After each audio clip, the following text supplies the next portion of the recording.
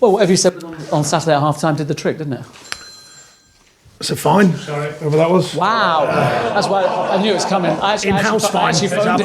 I phoned him, so it's all right. They get double what you get. I'll change the question now, yeah. It worked. Whatever you said to them at half-time on Saturday gave you a second-half performance that you must have been really pleased with. Yeah, we were not a million miles off, but we were below our standards generally. First half, and Watford the better side. But then second half, they did come out and perform a lot stronger and a lot better.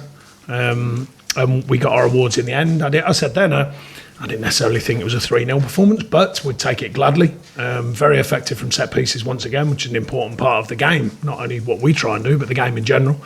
And more effective in general play and looked a lot more solid. So pleased overall. How do you reflect on kind of the table after 13 games? It doesn't tell many lies. Well, it's better than 13 games last season. That's a big start. It's double points. Yeah, that's a big change in last season.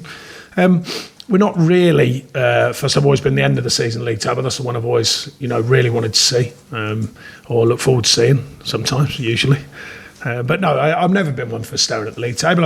We focus the players on the next challenge, which obviously is Palace in this case, and we've stuck to that really, and it served us well. Staying open-minded about the challenge in front of us, and concentrating on the next most important game, which comes across quickly, which is this weekend. Obviously. Are you watching them grow as a group though? Because you see they're getting more. Yeah, I mentioned from last year. It's not all the good stuff that helps you grow. Of course, that's part of it, but sometimes the challenges and. I mentioned last season when we were having a tough period, I was still incredibly proud of the players and what they do and what they give us. And equally how they learn and how they improve for themselves, because, coaching, managing, whichever you wish to use is obviously an important part of it, but also the self-learning, that's a massive part of it. Players self-learning, players picking up things that they can add to their game on the pitch, obviously, but off the pitch as well. Diet, fitness, all these things, psychology, of course. And it's good to see that, when players are taking it on, not just you and your staff. And I think we've got that here. I think there's a healthy balance between what we guide them to, what we think is important, and what they take on for themselves. And back-to-back clean sheets the first time in a couple of years. Yeah, we've often people talk about us being more defensive. We don't plan to be. Often you're forced into that defensive role, but when we have to defend, I think generally over my years here we had a tough time last season, early season. Everyone knows that defensively, well, in both ends of the pitch, which is not a good mix. This season we've found a bit more balance to that. Been effective going forwards and a couple of blips, but pretty resolute in the defensive side of things. And Nick made some good saves on Saturday. The defence played well.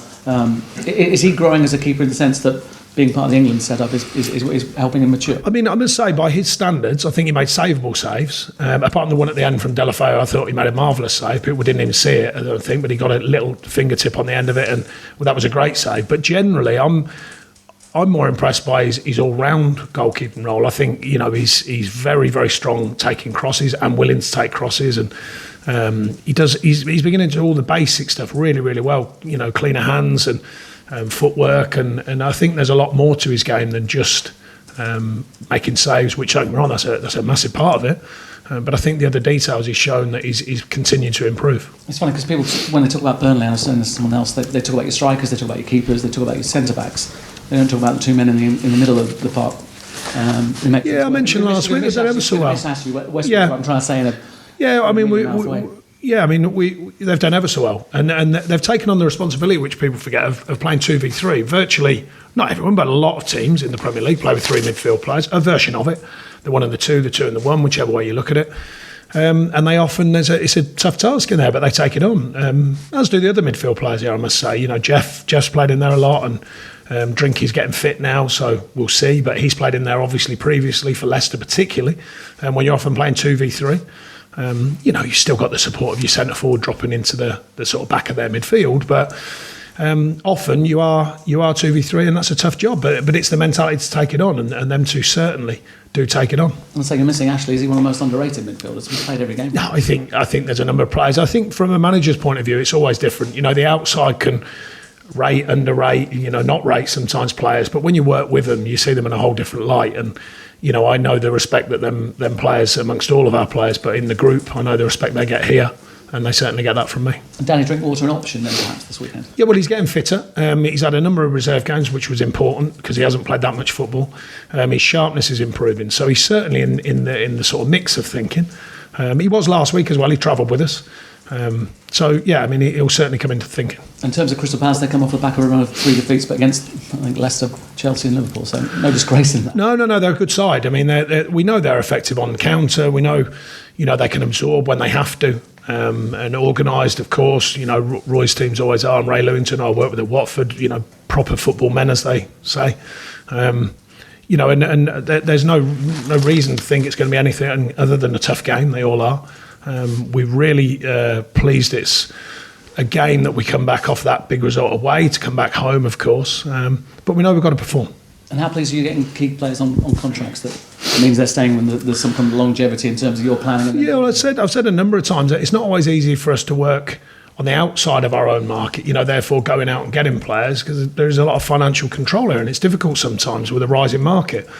Inside of our camp, then we look to have open dialogue with the players, with the agents involved, to try and make sure players are settled, to try and make sure they're happy with what they're getting, in order to have that balance to go and perform. And we've tried to do that well here. And another 3 players recently have agreed to stay, and there's still ongoing negotiations and conversations with other players and other agents here. But stability within a kind of Premier League environment where it seems more unstable than ever. But people talking about managers and well, I think it's difficult. Football's a difficult business now. It's a very instant business, and there's only a few of us who have been around for a while at individual clubs. And building. People talk about managers going in. Can they build this? Can they? You need time to build. It's it's not all plain sailing. That's for sure. And some managers get a chance to build, some don't. It's just the way it is. And when you say time, all the data and things. Is it 2 or 3 windows? Is it 2 years? Is it 1 season, 18 months? I think the truth of it is that everyone, or not everyone, but often you see a manager go into a club. There'll be statements or messages go out that they'll be given this amount of time, but you don't win enough games, and guess what? That changes rapidly. Whatever way you look at it, brands, styles, everything considered, you've got to win. Well, you've got to win enough. You've got to win enough that's deemed enough. Our winning in the Premier League is slightly different to a Man City or Liverpool. It's another fine. There's fines all over the place here. Oh, it would be you, wouldn't it? Is that you? Come on, you. Crying out loud.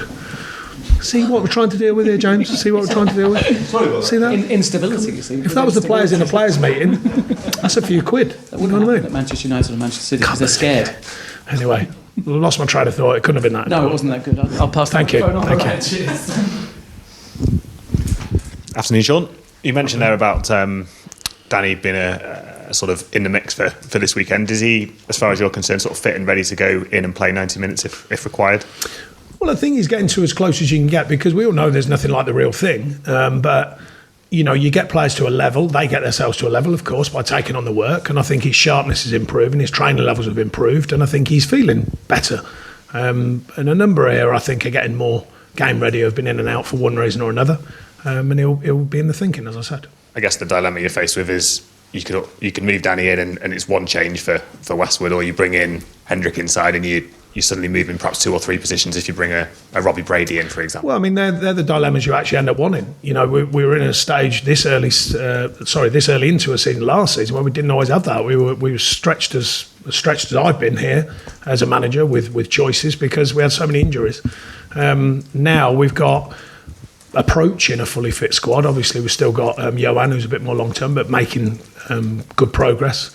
Vids is back fit. So, you want them dilemmas, you want them challenges, to make sure you've got available options, whether it's starting or off the bench, because we believe in everyone here, everyone plays their part. Is Johan a couple of weeks, month before Christmas? Yeah, we'll see, but he's back on the grass, he's working with the physios, which is a good sign. He's not with us yet, but he's building up his background running's good. The end, really, the pace part of it, when you're really working for that real power and sharpness. So that's the final bit to come. Obviously, on Danny, he's obviously on loan until early January. Are you sort of where you want to be in terms of your own decision as to what may or may not happen in January, or can he influence that now? No, we haven't really seen him. So we of course we know him anyway, but we know what he does in training. We've seen that, but it's the games. That's where everyone gets judged on the games.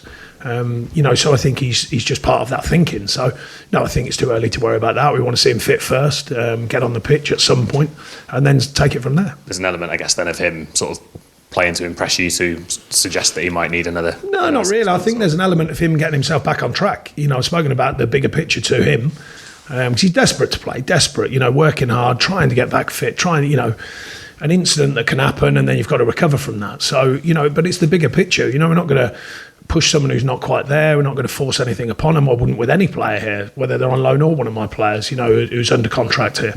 So I think it's a case of appropriate timing, when he's ready, when he's to push, and of course, displacing someone else, because we like the midfield players we've got. He knows it's a challenge. He knew it when he came here.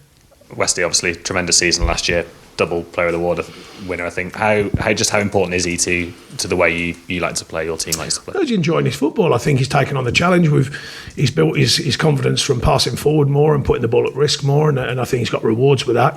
By threatening positions and threatening through his passing range, because he has got a very good passing range, and he's never short of doing the work. And whatever way you look at it, the work still has to be done. In the Premier League, as much as anywhere, we know the stats, we know the figures of the physicality of the Premier League. So you've got to be ready to work, and he certainly is. I think he's given it dishing out contracts like confetti here at the moment. I think he's one that's out in the summer with it. I've got to be honest, he's dishing out contracts like confetti at Burnley Football Club. If only it was that easy. Relatively speaking. If only it was that easy, trust me. Yeah, oh wow.